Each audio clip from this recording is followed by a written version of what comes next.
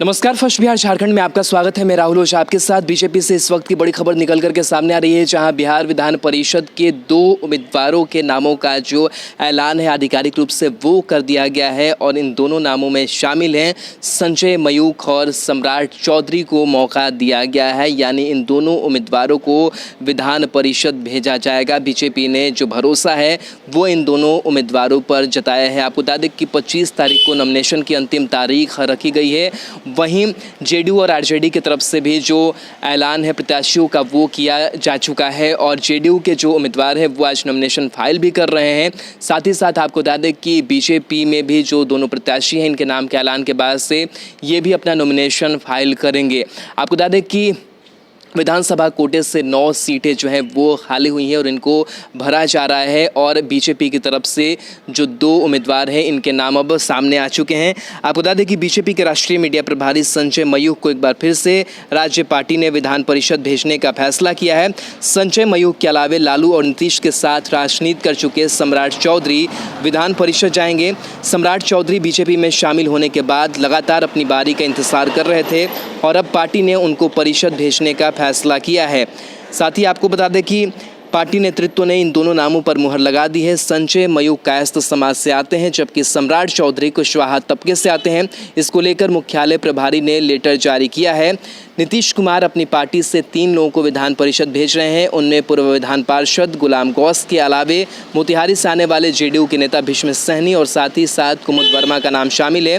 गुलाम गौस से आरजेडी छोड़कर जेडीयू में आए थे। इनको नीतीश कुमार ने एक बार फिर से विधान परिषद भेजने का फैसला किया, जबकि कुमुद वर्मा जहानाबाद से आती है। विधान परिषद जाने वाले नए चेहरों भीष्म सहनी पार्टी के साथ लंबे अरसे से जुड़े रहे हैं। पार्टी ने इनको विधान परिषद भेजने का फैसला किया है। तो बीजेपी और जेडीयू दोनों ने अपने प्रत्याशियों के ऐलान कर दिए हैं और आज बीजेपी ने भी अपने 2 प्रत्याशियों के नाम का ऐलान कर दिया है, जिसमें सम्राट चौधरी और संजय प्रकाश, जिन्हें संजय मयूख भी कहा जाता है, वो शामिल हैं। अरुण सिंह राष्ट्रीय महासचिव और मुख्यालय प्रभारी हैं। उन्होंने ये जो लेटर है वो जारी किया है और इनमें दोनों का जो नाम है उसकी स्वीकृति प्रदान की गई है बिहार विधान परिषद चुनाव 2020 के लिए। आपको बता दें कि इससे पहले आरजेडी ने भी अपने जो प्रत्याशी हैं 3 प्रत्याशियों के नाम का जो ऐलान है वो किया। फारूक शेख, सुनील कुमार जो बिस्कुमान के अध्यक्ष हैं और साथ ही साथ जो चंद्रवंशी हैं उनको भी पार्टी ने विधान परिषद के लिए जो उम्मीदवार है वो बनाया है। तो लगातार कहीं ना कहीं कह सकते हैं कि तीनों पार्टियों के तरफ से जो विधान परिषद के जो उम्मीदवार हैं वो घोषित किए जा चुके हैं। कल आखिरी तारीख है नॉमिनेशन की और इस आखिरी तारीख में अब धीरे धीरे जो नॉमिनेशन फाइल की प्रक्रिया है वो भी शुरू हो गई है।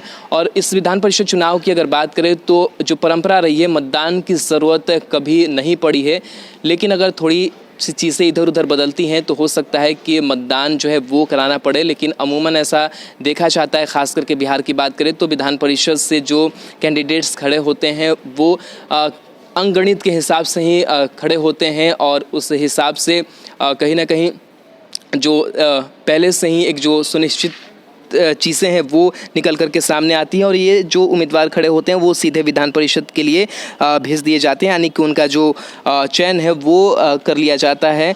और एक बार फिर से जो तमाम प्रत्याशी हैं तीनों पार्टियों से वो मैदान में हैं, आरजेडी, बीजेपी और जेडीयू से। और संख्या बल के हिसाब से अगर बात करें तो कहीं ना कहीं आरजेडी की तरफ से जो 3 उम्मीदवार हैं वो दिए गए हैं।